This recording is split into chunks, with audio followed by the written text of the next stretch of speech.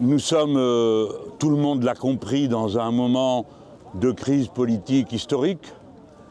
Et voici que dans le parcours des projets de loi de finances, que ce soit social ou du budget de l'État, intervient cette journée qui normalement, constitutionnellement, est réservée aux parlementaires. Donc les parlementaires présentent leurs textes et on en discute. Et pour la première fois, dans notre histoire, nous avons un phénomène tout à fait nouveau, l'obstruction gouvernementale. En vain dira-t-on, mais vous-même, il vous est arrivé de faire de l'obstruction, mais elle était parlementaire. C'est-à-dire qu'on déposait beaucoup d'amendements pour que la discussion dure longtemps. Là, il s'agit de beaucoup d'amendements pour que la discussion n'ait pas lieu. C'est-à-dire qu'à la fin, on ne puisse pas voter. De quoi s'agit-il? Nous déposons une loi pour abroger la retraite à 64 ans et le ramener à la situation antérieure. Les Français se souviennent qu'il y a quelques mois seulement, par milliers, par centaines de milliers, ils manifestaient leur opposition. Pour finir, la loi fut considérée comme adoptée, portant la retraite à 64 ans, sans avoir jamais été votée où que ce soit. C'est donc non pas une loi, mais le fait du prince. Une fois déjà, et depuis vous savez que c'est devenu la mode. Le fait du prince, c'est le prince a décidé que tout le monde travaille jusqu'à 64 ans. Ces petits répondeurs automatiques viennent ici à l'Assemblée nationale dire que jusqu'à 64 ans, on est en grande forme et qu'on peut continuer à travailler. Et par conséquent, ils font tout pour empêcher qu'on puisse voter une loi d'abrogation. Voyez ce qui vient de se passer. Donc, obstruction par le gouvernement. C'est le gouvernement qui parle interminablement. Ce sont ses soutiens qui, tout d'un coup, sont revenus dans l'hémicycle pour empêcher qu'on arrive au point du vote. Eh bien, malgré cela, il y a eu un vote. Il y a eu un vote sur l'article numéro 1. Les macronistes ont dit, eh bien, nous allons faire voter la suppression de cet article numéro 1 et patatras, votre loi d'abrogation n'existera plus. L'Assemblée a voté, et elle a voté contre eux. Autrement dit, si nous avions la possibilité d'aller jusqu'au vote de la loi dans son ensemble, eh bien ce soir, la retraite à 64 ans serait abrogée et on serait revenu à la situation antérieure. On comprend pourquoi ils sont si frénétiques à essayer d'empêcher qu'on arrive jusqu'au vote global. Et je vais vous dire, cette violence, au fond, c'est celle qu'on voit à tout moment. Regardez bien, nous avions déposé un texte pour que l'Assemblée nationale vote contre le Mercosur. Ils se sont arrangés pour qu'on ne puisse pas le soumettre au vote. Nous avions préparé un texte pour demander la destitution du président de la République dont tout le monde sait quelle est l'unique possibilité dont on dispose pour que les Français reviennent aux urnes et qu'on puisse trancher cette crise politique. Ils se sont arrangés pour qu'on ne puisse pas non plus en parler dans l'hémicycle. Le macronisme est devenu un régime de violence permanente contre le Parlement. Voilà où nous en sommes. Alors bien sûr, le ronron de la vie fait qu'on peut l'oublier. Mais tout ceci est le fait d'un gouvernement illégitime. M. Macron n'a pas désigné la première force issue des urnes, mais la dernière. Il dépose un projet de budget sur lequel, pas une seule fois, il est arrivé à avoir une majorité. Et maintenant, voici que par de l'obstruction pure et simple, il empêche que l'on revienne sur une décision particulièrement cruelle, et ce travail est fait avec des mots qui sont inécoutables. A-t-on vu jamais qu'on vante le fait qu'on puisse travailler jusqu'à 64 ans de gaieté de cœur? A-t-on vu jamais qu'on propose de taxer les terroristes pour entretenir le régime de retraite, comme si tout ça pouvait être un sujet de rigolade dans un hémicycle? Ce sont des méthodes indignes et inacceptables. C'est bien pourquoi nous pensons que notre action, cette journée, est une action qui compte. Et maintenant, nous voici au pied du mur. Pourquoi font-ils tout ça? Dans 6 jours, le gouvernement sera tombé.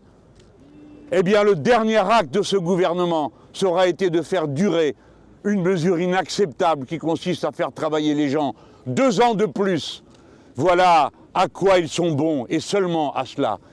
La dernière mesure du gouvernement de M. Barnier aura été de faire souffrir les gens, encore une fois. Dans 6 jours, il n'y a plus de gouvernement. Et il n'y a pas d'autre possibilité, si l'on veut revenir aux urnes, comme on le fait dans tous les pays démocratiques du monde. Quand il y a un blocage institutionnel, ce sont les électeurs qui décident comment on débloque le verrouillage. Eh bien, il n'y a qu'une seule et unique solution, que le président s'en aille et que l'on vote pour trancher sur les grandes orientations qui occupent le pays et qui sont en débat depuis le début. Ce ne sont pas des discussions annexes que nous avons eues pendant les élections législatives. Les macronistes se cachaient derrière leurs doigts, mais pas nous, ni les autres. Chacun a défendu ses thèses devant les Français. Et c'est bien le blocage auquel on est arrivé qu'il faut dénouer d'une manière ou d'une autre. Eh bien, que le pays choisisse.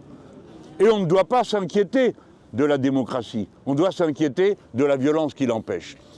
Voilà le résumé que je voulais faire devant vous de cette journée pendant que mes camarades sont dans l'hémicycle et quelques-uns ici autour de moi, de manière à ce que le pays tout entier, par votre entremise, soit rendu témoin de ce qui est en train de se passer ici, aujourd'hui, à l'Assemblée nationale, et comment s'achève en quelque sorte sous nos yeux, de la manière la plus pitoyable qui soit, l'agonie du macronisme.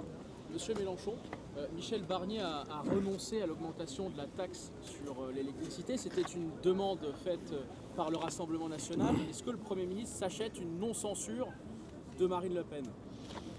C'est l'impression qu'on en a. Qu'en promettant toutes sortes de persécutions contre des pauvres gens, ici l'aide médicale d'État qui est pourtant indispensable, là ce sera encore autre chose, enfin bon.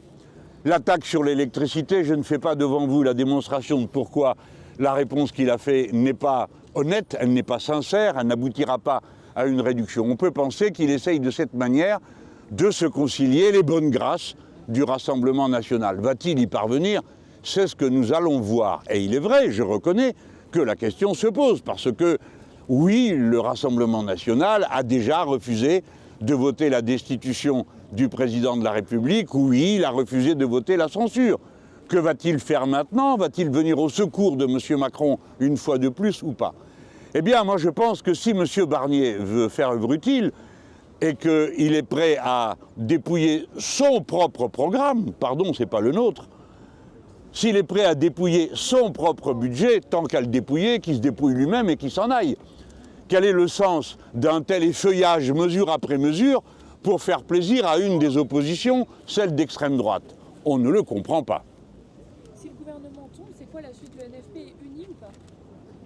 Ben oui, par la force des choses. Pourquoi voudriez-vous que le NFP soit désuni?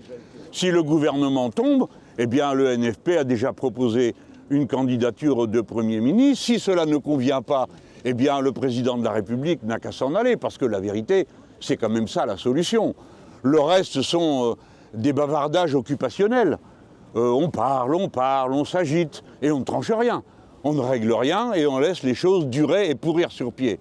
Pendant que le pays s'enfonce petit à petit dans une crise pour laquelle nous ne sommes pour rien. Ce n'est pas nous qui avons créé 1000 milliards de dettes, ce n'est pas nous qui laissons les grandes entreprises fermées, ce n'est pas nous qui avons laissé pendant 25 ans le Mercosur se discuter sans rien faire pour l'arrêter. Nous sommes donc avec sur les genoux tous les éléments de crise que nous a laissé M. Macron et rien d'autre. Par conséquent, nous pensons que les gens qui ont créé le problème ne sont pas les mieux placés pour le régler. Et que les gens qui ont toujours combattu les causes du problème sont par contre les mieux placés pour faire face à la suite. Alors que le peuple français tranche. Mais de grâce, halte à cette mascarade que le macronisme est en train d'organiser. En cas de censure, Michel Barnier met en garde les Français contre une tempête de turbulences graves sur les marchés financiers et il pointe la responsabilité de la gauche. Il dit qu'il faudra assumer les conséquences de cette censure. Qu'est-ce que vous lui répondez? Que M. Barnier n'a jamais eu beaucoup d'imagination. Et une fois de plus, on le voit, ce sont les calamités habituelles, l'hiver nucléaire, les sauterelles, les épidémies. Tiens, à propos de l'épidémie de grippe aviaire, par exemple.